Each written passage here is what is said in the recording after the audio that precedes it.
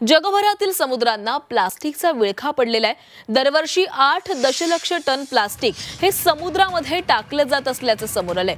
2040 पर्यंत हे प्रमाण तिप्पट होण्याची ही शक्यता आहे। प्लास्टिकच्या भस्मासुरामुळे मासेमारी ही धोक्यात आलेली आहे। 2050 पर्यंत समुद्रात माशांऐवजी प्लास्टिकचंच प्रमाण जास्त होणार आहे।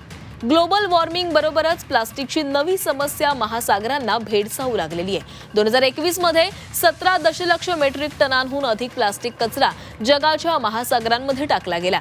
2040 पर्यंत हे प्रमाण दुप्पट ते तिप्पट होणार असल्याचं बोललं जातंय। संयुक्त राष्ट्राच्या अभ्यासानुसार 2050 पर्यंत समुद्रात माशांऐवजी प्लास्टिकचे प्रमाण जास्त होणार आहे, असा इशारा रत्नागिरी येथील मत्स्य महाविद्यालयाच्या मत्स्य जीवशास्त्र विभाग प्रमुख डॉक्टर स्वप्नजा मोहिते यांनी दिलाय। या प्लास्टिक रूपी भस्मासुरामुळे मासेमारी व्यवसायही धोक्यात आलेला आहे।